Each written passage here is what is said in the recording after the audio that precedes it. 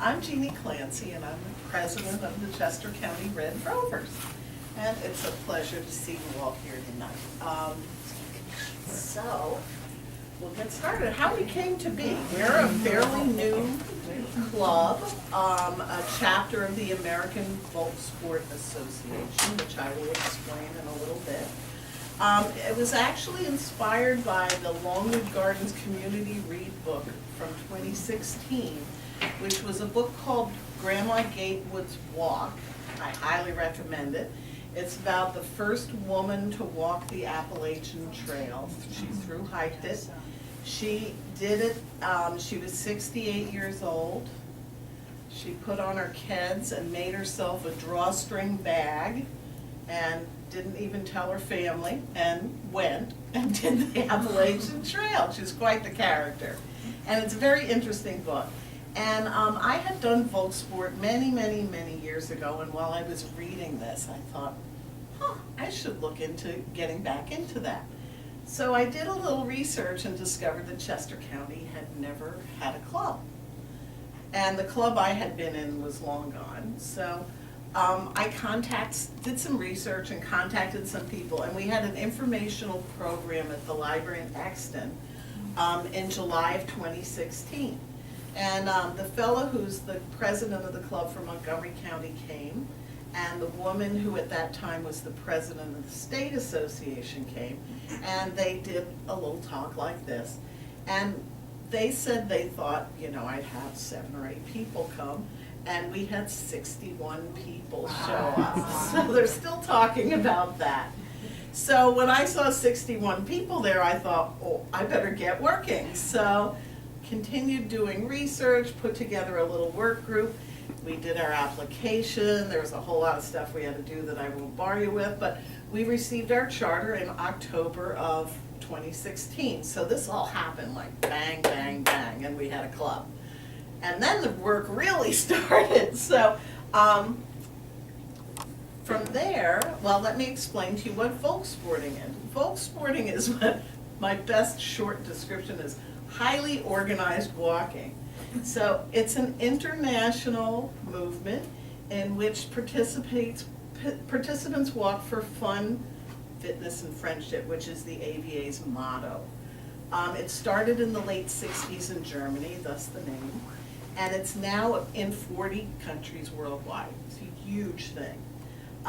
The American Folk Sport Association came into being in '76 for the bicentennial, I guess.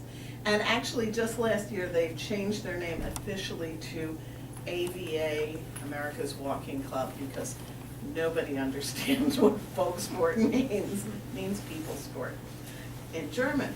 And there are now over 250 clubs in the United States, 10 in Pennsylvania. There are actually 2 clubs that are newer than we are, so Pennsylvania is growing, which is really nice, because it gives walkers a lot of opportunities for walks, the more clubs we have.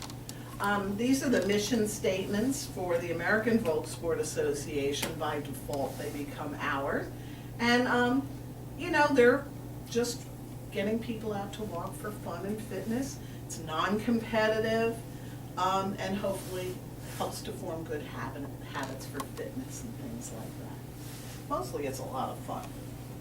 So, it's primarily walks and hikes, but and they're on planned routes, which clubs plan, and they're usually in scenic, historic, or just interesting places. I really aim for the interesting because I'm a librarian, So the walks must be 10K at least, but there is, I want to say always, it's pretty much always a half walk option. So generally it's a 10K and a 5K. Sometimes they're a little longer, depending on the route and how easy it is to get back to where you started, because they're all, while not circular, they all end where they start. So you have to get back there.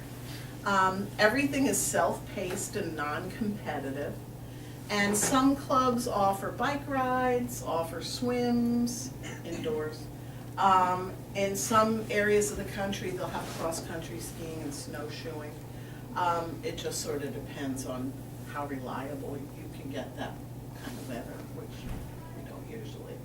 So, but it's mostly walking. And the nice thing about the walks, in addition to, you know how long they are, is right up front, is that they are all graded for difficulty. So they receive a number and letter grade, and I can never remember which is which, but one of them rates it for the surface. So if it's in a town and it's on all paved surfaces, it's an A. If it's on a rugged, rocky trail, like you'd find at like Warwick Park or French Creek, then it might be a C. There are others, I've never run into any that were higher than a C, and I don't really want to. And then the other is a numerical, if I have them right, but they sort of flip back and forth, it doesn't matter, is for change in elevation. So it gives you an idea of how hilly it is. So if you have an A1, you know it's a really easy walk. If it's a C3, you know it might be a little more challenging. And so you can get a rough idea that way of what you're getting yourself into. I try to avoid hills, so you know, I watch out for those C's, although I've planned a couple of C's, so what can you do? It's not just a walk, you know, you can walk around your neighborhood all you want. What's great about this is that it's social, it's interesting, and sometimes it's informative. And when I plan my walks, I always try to put like tidbits of history or information about what you're walking past in it. So we try to make it as informative as possible. And it is very social. So if you're goal-oriented, then folk sport is for you, because you can walk for credit. You can also walk not for credit, but people who participate in this tend to be on the goal-oriented side, so you can track your accomplishments. When you sign up, you can also purchase a new walker packet, which I have right here. And in these, you get some coupons, you get information about folk sporting, you get some coupons for some free walks, and you get, there they are, 2 walk cards. And the walk cards, the 2 biggies are distance and events. So you use this to track how many events you've done, and you just stamp, and I'll explain the stamping later, stamp the card each time you do an event. And then you also stamp it and write in the distance that you did, whether it was 10 or 5, or like our half walk here in Phoenixville is 6, because I couldn't get you back to the beginning in 5. And you fill that out. When you complete a card, you mail it into the American Folk Sport Association, and you start to accrue awards. I've gotten little pins for different it's always for milestones. So you get these little awards, and you also get your name published in the American Wanderer, which is their newsletter. In the back, they print people who have reached milestones for events and distance. There were a few people in here who I knew that I spotted right away. So 2 of our members were in here for reaching their first 100 events. And they started on July 8th, 2016, and in less than a year and a half, have 100 events already. And they're retired. and they travel a lot. And then I found another lady I know in here who's in the Liberty Bell Wanderers, which is the club in Montgomery County. And she just hit, for distance, 32,000 kilometers. So you get your name published in here and you get a pin. So there are awards like that. For some of the events, there are little patches that you can earn. I forgot my patches, darn. They're little embroidered patches, they're really cute. Is it like Girl Scout badges? Pardon? Like Girl Scout badges? Sort of. Some of them are bigger. I can't believe I didn't bring them. They're really cute. Lots of agony goes into designing them. You know, it's a big deal. But you can get patches for a lot of the walks. And if they don't run out of patches for that event, sometimes they'll offer them as B awards. And when you do a different one of their walks, you can pay for it and get that as a B award, even though it wasn't for that event that you did. And the APA and different clubs around the country also have special programs if you're super oriented. So they'll have, you'll purchase a card from a club for like $5, and you, with the card, they mail you a card for that. And say you signed up for the one that's my favorite, ice cream parlors. If you do 10 walks that go past ice cream parlors, and of course you have to eat ice cream, you mail it back to them and they send you an award for that. You know? And they're all crazy ones. There's one for amphitheaters, which 2 of our walks have amphitheaters because they interpret that very loosely. The park across the street being one. And there's one for bridges, if you cross a bridge. There's one for post offices. There's one for sing a flag. You know, it's really, some of them are really loosey-goosey. The AVA has 2 huge special programs. One's an annual one, it's called Centurion, so that in a calendar year, if you walk 100 walks, you get an award for that. And their other big one, and I know at least 2 people who have this, it's for doing a walk in every one of the 50 states. And you get this gorgeous certificate that's like yay big for doing that. That takes a lot of organization. The big thing with the special programs, you have to be careful because you can be stamping till the cows come home if you have too many cards. So, but they're fun and some of them are very creative. So that's how that works. Or you can just do it for fun. You know, you just come out and do the walk and don't worry about any of that stuff and keep life simple. So, so what do we do? The clubs actually plan 3 different types of walks. I'm going to change the order there. Traditional events are 1 day or 1 weekend events where the club hosts it. You come out and walk. Year-round events are available to you almost every day of the year, all year long. And then we do group walks, and those are a lot of fun, and I'm going to go into a little more detail about those. So the year-round events are set up for the calendar year. In fact, I'm right now scrambling to get all the new stuff in our boxes and get our new year-round events set up. What we do is we talk some kind organization or business establishment into giving a home to a walk box. And I happily brought a walk box with me. So when you go to do a year-round event, you go in and you ask for the walk box and we hand you something that looks like this. And in it is, they're pens, and there is inside here a binder with the instructions for how to deal with the walk box. Basically, we have some other notes in here, but this form is very important. You need to fill this out and before you do the walk, because it's a waiver of liability, and it also, if you're walking for credit, is important for that too. Then you transfer your start number from that onto, and this seems really complicated when you first hear it, a start card. And you fill this out because you're going to mail this back to the club after you finish the walk. If you're walking for credit, it's $3 a walk. It's a very expensive sport. $3 a walk. If you're not walking for credit, you can just cross off free and you don't have to worry about it at all. Just mail the card back. And there are envelopes in here that are addressed to me.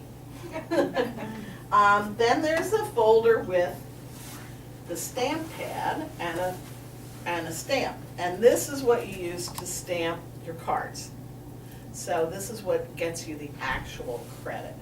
And for the year-round walks, what you can do is go in, sign in, stamp your cards, go to the walks, and then go out to lunch. Because that way you don't have to go back and pester the poor shop owner or whoever it is to get the box out for you again and everything. So then you're all set when you finish the walk. So those are always in the box.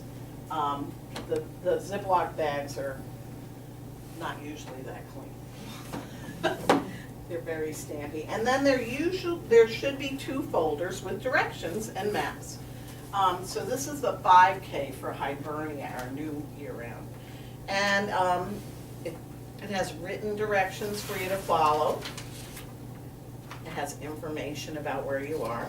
And then it has a map for you to follow along with the directions. And there should be a folder in each box for the 5K and the 10K. Wherever you go, you just take one of these, and once you've signed in and everything, you go and do your walk. And then they're often a folder in the back. There's a folder in the back with more information about Hibernia, and with more information about the club. For the year-round events, the nice thing is the State Association publishes this book every year. This is last year's book. We haven't gotten the new one yet. But it's a listing of every walk in Pennsylvania. So if you're going, someplace and you think, boy, it would be nice to do a walk there, you can see if there's a walk in, let's see, Biglerville. And there's a walk in, yeah, it's down near Gettysburg. It is. I went to college in Gettysburg. Okay. And, you can find walks all over the state and here. So this is a handy thing. You can go, again, the goal-oriented thing, I go through it and highlight all the ones I want to do and, get to some of them. Here's a picture of one of the patches. So they're quite pretty. A lot of them are very pretty. And it tells you where to go to find the start box. It's basic. It tells you how hard it is, and it tells you where to go to find the start box. And it gives you a little description of what the walks were. So we'll be getting these hopefully soon. We usually have them before now, but it's a very handy thing to have kicking around the house. So I think I covered everything that's in the walk box, and I was excited to be able to bring one because I didn't get out to Hibernia today. We have the Chester County Red Rovers. We started last year with 3. One right here in Phoenixville, which starts at the Artisans Cafe down on Bridge Street.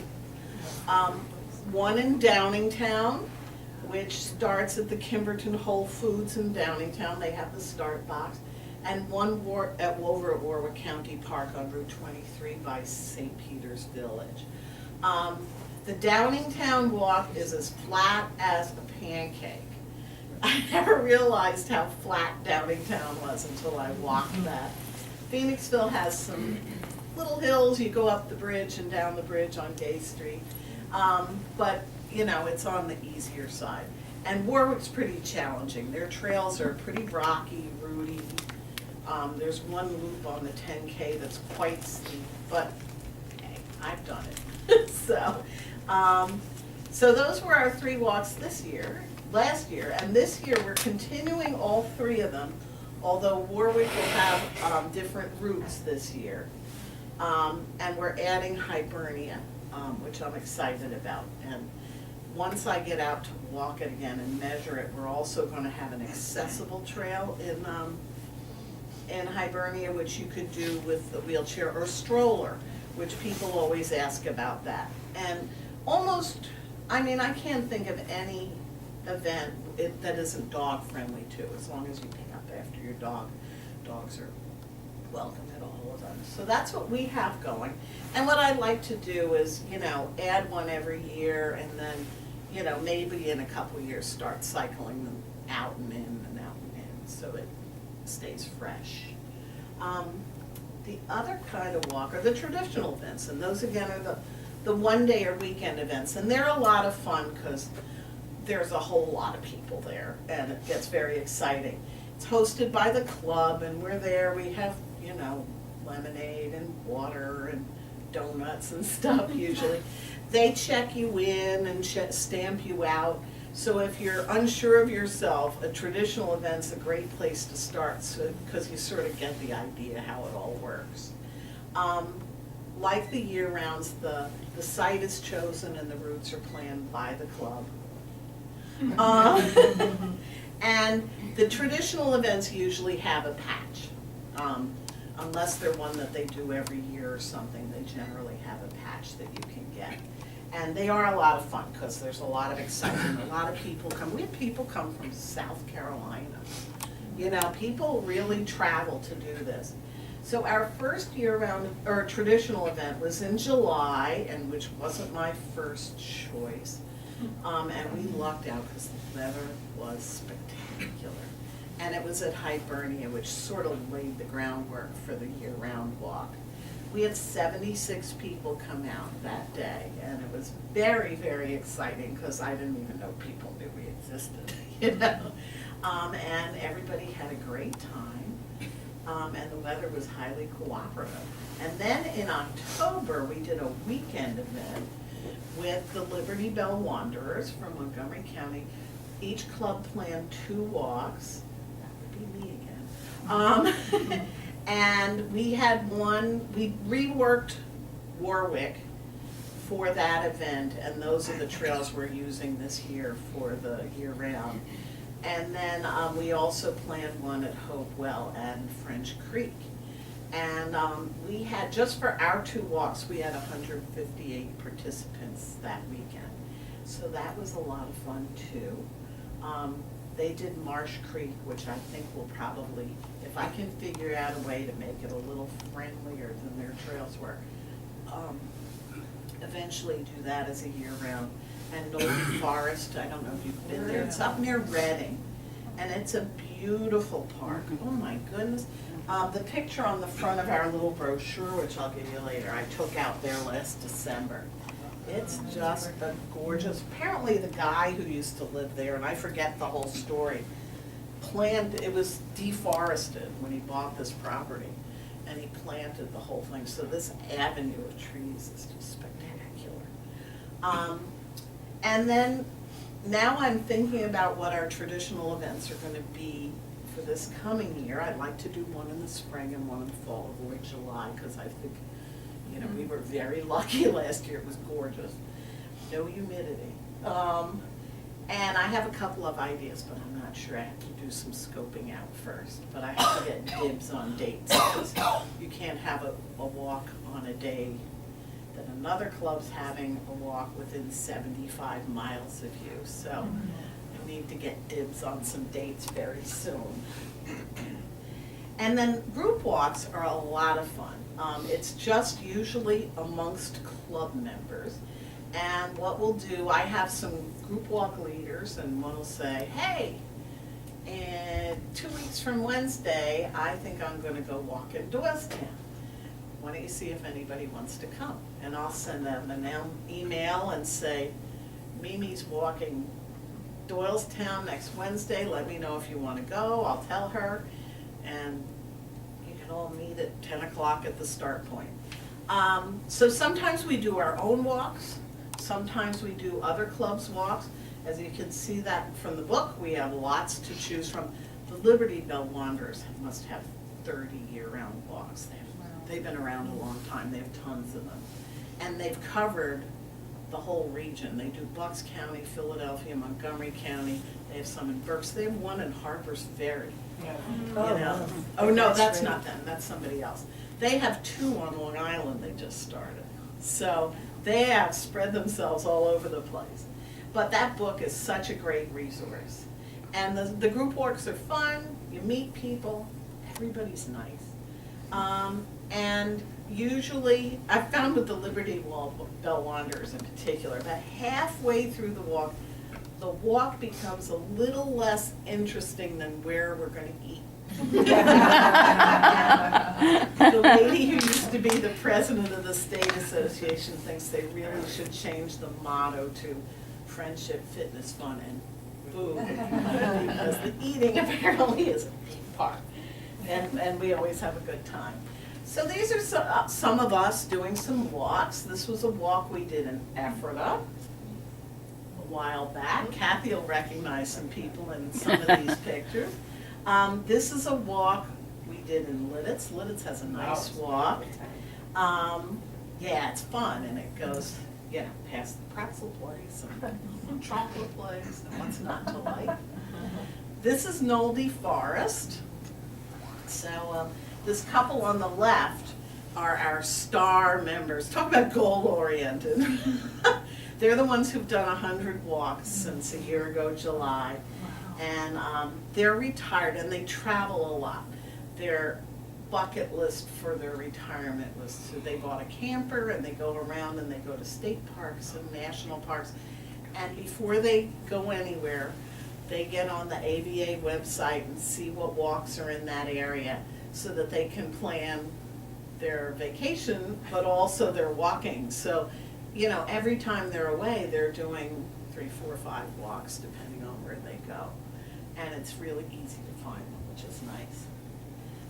This is us walking in Radnor. That's on the campus of Eastern College, and I love that walk, and they're discontinuing that one this year, so that one's gone. But maybe they'll bring it back someday. And this is a group of us walking at Valley Forge. There are actually 2 walks in Valley Forge that you can do. So there's lots in the immediate local area, and there are, if you're willing to drive a bit, many, many more to go to. And the nice thing is, you can always go someplace you haven't been, do something interesting, and add to just plain old walking around the track or on your treadmill or whatever. We have lots of partners. I work for the Chester County Library, and we started as a committee at the library, and it sort of grew like crazy. So they're one of our partners. We have been involved with Chester County Walkworks. I don't know if you're aware of that program. It's an initiative that the health department and the commissioners are doing. Their goal last year for 2017 was 1 billion steps by Chester County residents. And they have a website where you can track your walking if you have a fitness band. The parks obviously have been very good to us, and we're happy to be working with them to get more people into the parks and walking their trails. Artisans Cafe have been great. Kimberton Whole Foods have been great. So it's been a very nice way to hook up with other community organizations too. The big thing with having the start points is they have to be places that are open a lot, especially early, because most people like to start their walks fairly early in the morning and be done by lunch. So, yes. Hi. Would you say that most of the walks take place on the weekend, or there's some of them during the varies. week? I mean, there's a little of both. When I'm planning group walks, I try to, have sort of an equal number of weekend, and I work 1 to 9 on Thursdays. So as long as it's not too hot, we can squeeze in a walk if it's not too far away before I have to be at work. Oh, that's nice. So I try to do some weekday and some weekend, because not all of us are retired. Would that we could be. So those are some of our partners, and then some important, we have a website. I don't think it's real up to date right now. I have to talk to our webmaster because we have a lot of new stuff to put on it. But the AVA website, we have a Gmail account too if you want to communicate, but I don't know, whoops, that didn't work. Oh, well, anyhow, let me type in here the AVA website, which will be easier. I didn't do that correctly, because I'll show you how their website works, and it's a fabulous resource for us. And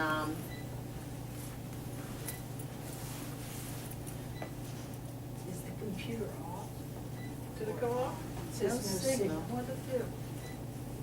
It's on. Sound, is it on stop from connecting? wonder if the website just, I mean, the internet just went out or something. Let's see.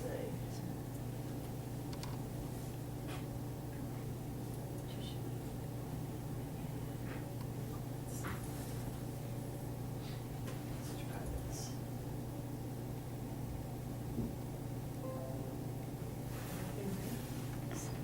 I wonder why it seems to have stopped talking to the projector. I'm not quite Anyhow, I'll sure. tell you about it. It's aba.org.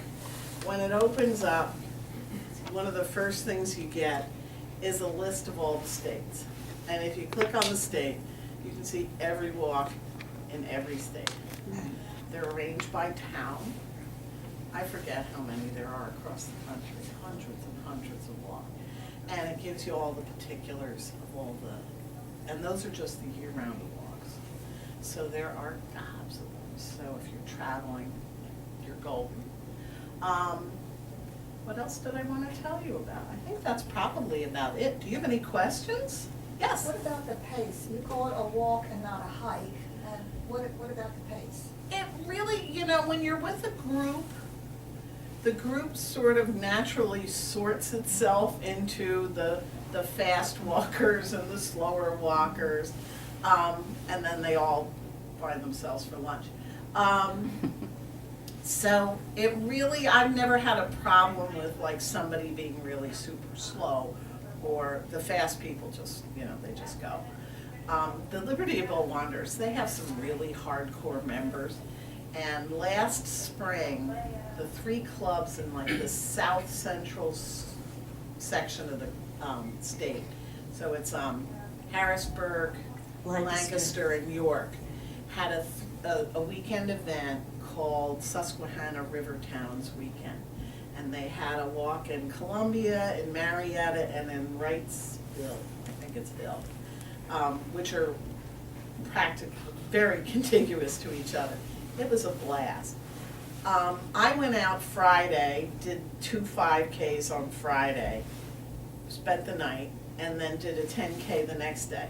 There were people from the Liberty Bell Wanderers who went out just for the day on Friday, did 3 10Ks and the bike ride. I Oh was my like, gosh. what? So, you have the eager beavers like that, but the rest of us are pretty normal.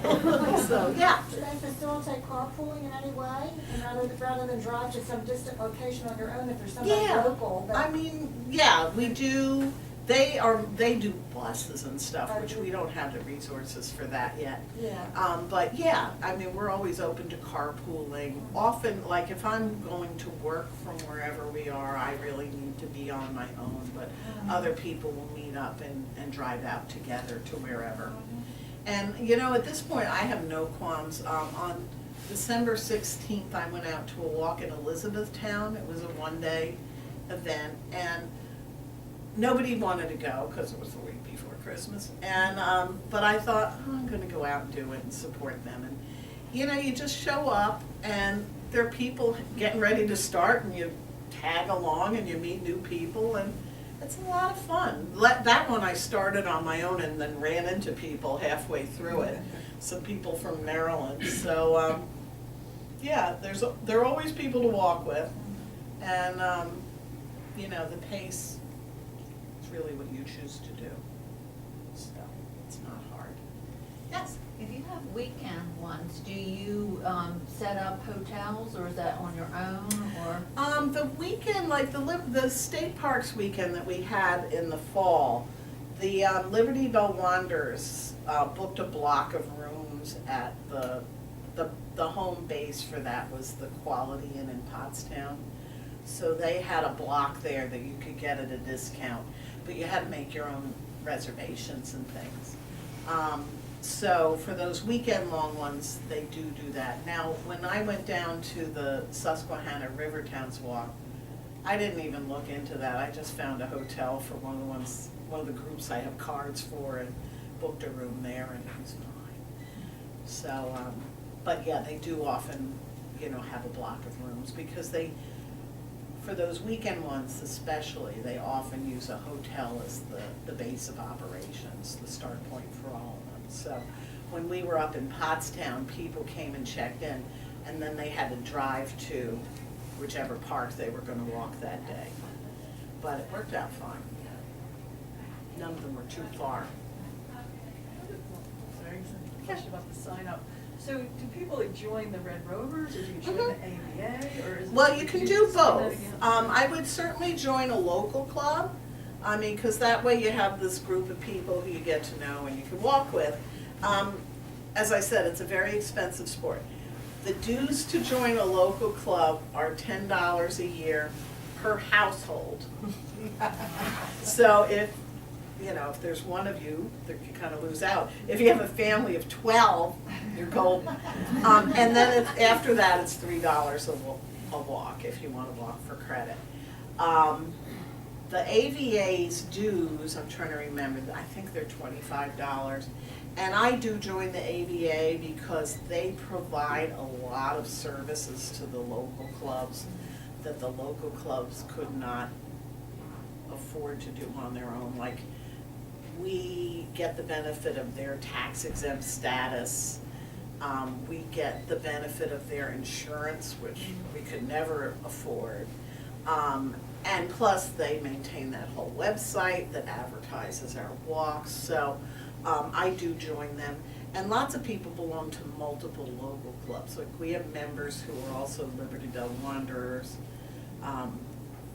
And I've joined them, and a few of our other members have joined them. So that way you get their emails and you find out about their group walks and things too, which opens up the possibilities. So, but it's $10 per household for a year. Yes? Just quick, are you gonna give us something to leave with, just so we have a little guide? Uh-huh. Oh, I good. have Oh, some good, brochures good. and things here That's for great. you. 'Cause Yep. I didn't bring my pen, I thought I have pen Oh. paper, I was gonna write all this down. You're gonna take notes. Yeah, I was gonna take Good for note, I'm a you. compulsive note taker. I just want to share, I was very active in the Appalachian Mountain Club like maybe 15 years ago. Mm-hmm. Now they do a lot of night walks, which I think is crazy, but that's, I must be too old for that. They hike around the canal into the hills at night. I'm thinking, that sounds a little irresponsible. Yeah, it sounds a little dangerous. It does, but anyway, one of my favorite hikes that I used to do every year, we would drive to Manasquan, New Jersey, take the train, the seashore line to Asbury Park and walk back. It was a 10-mile walk, and we would do it in May before a lot of things were open and touristy. We'd always get ice cream, so. Yeah. And then there'd be a few places open on the boardwalk where we could, find Nice. something to eat, but that was always a fun walk. Mm-hmm. But we would carpool, we would meet in Fort Washington, but different group now, 15 years later, people have gone by the wayside. They're not really interested in carpooling anymore. And I just really didn't want to make the drive myself to any of these locations that are in upstate Pennsylvania, as much as I would like to go. But you were kind of on your own now. Yeah. The leader, it was up to the leader, and they weren't really interested in putting out something and say, hey, if anybody wants to carpool, we'll meet at a central location, like we would meet at one of the hotels near a turnpike, like in Fort Washington or the Northeast Extension or Yeah. something. But they don't do that at all now. And That's a shame. I was just looking on their website again, and I'm seeing they're gonna walk the hills around the canal at night, and they're gonna do a stream crossing at night. But if anybody didn't want to do the stream crossing, they wouldn't do it. I'm thinking, well, this doesn't really sound something that's conducive to, Safety. I mean, The stream in the crossers will winter- be ticked off at the Yeah, ones yeah, who you don't don't want to do want to it. do it. In the winter, they're going to do a stream crossing at night. It's I crazy. don't know. It's interesting because there's a whole group of folk sporters who are in the process of chunking out the Appalachian Trail as folk sport walks. So, and they're doing it so that you can either park and walk back and get your 5K or your 10K in, or you can drop a car at one end and walk it to the car from another end. So they're in the process of chunking out these spots all along the AT to do that, but I don't think anybody's doing it at night. Well, So, do you do any walking along the Wissahickon? That's always a nice area to walk to. I have not done the Liberty Bell Wanderers Philadelphia walks ones yet. I know they have one that's right in the city. I think they might have one like Chestnut Hill and the Wissahickon. Cause they have several in the city. And, yeah, the thing with this is you just can't just go off and walk. You have to, follow one of the routes and do all that. But they are fun and they're interesting, which is nice.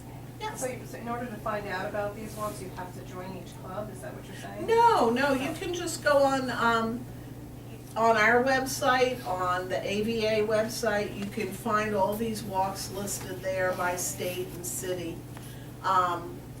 So, no, you don't have to join all the clubs to find out about them. The only thing that you find out about by joining the clubs are the group walks, where, people are going off and saying, hey, we're gonna go walk in Lidditz next week, who wants to come? If you're in a club or multiple clubs, then you get all those notices. But other than that, the rest of it you can do on your own, because the information's out there for everybody. I have a question about, there's written directions and a map. I just wondered in general, like, I'm not maybe the greatest at maps and trail finding, so how do you find, is that information usually easy to follow? It's usually pretty easy to follow. We get lost once in a while because we're blah, blah, blah, blah. And all of a sudden we'll say, where are we, And one time I went to Strasbourg to do the walk there with my sister, and I let her do the directions and map. Big mistake. And we're walking down this road, and it has no shoulder, no sidewalks, of course. The traffic's flying by, and I just think, I'm shocked that they have us walking on this road. And we're walking and walking, and we keep going. I said, I just can't believe this. Give me the directions. I look, and here we had missed a turn like 20 feet after we got on this road. Oh, no. So we had to walk all the way back. geez. And the way back was uphill. Oh. So make sure you trust your wayfinder. But the directions are usually pretty clear. And between the written directions and the map, usually, even if it's a little unclear, you can figure them out from each other, which is nice. Like part of the Warwick Walk is on the Horseshoe Trail, and you have to be very, very aware of the blazes on the Horseshoe Trail because they sort of come and go once in a while, but mostly they're pretty good. So, any other questions? What is it, the blazes? Oh, the blazes on the trails are little painted swatches. Oh. So the Horseshoe Trail is all yellow blazes, from Valley Forge to the Appalachian Trail out. Wow. The whole thing is blazed in yellow. And in any given park, they usually, they always blaze a trail in a single color. And the county parks, I wish they weren't in color because they're impossible to Xerox, because you can't mark the trail because they're so dark. But their trails are all marked in color on the map too. But we just mark our route on the maps that we give out. And but yeah, the blazes, you want to be aware of blazes when you're out there on the trails because they're very helpful. So, Yes. so to be clear, you meet at a certain time, that everybody does, you don't just go on your own. Well, you can if you want, but preferably, if we're doing a group walk, we'll say, oh, we're gonna walk an effort on Saturday. We'll meet at the start point at 10 o'clock. Okay. And then the person who's the leader has the list of the people who are gonna come and cell phone numbers, so that if someone doesn't appear, we can call them and find out if they're really coming or not. So we try to keep all the ducks together Okay. and make sure everybody's there and we're not leaving anyone behind.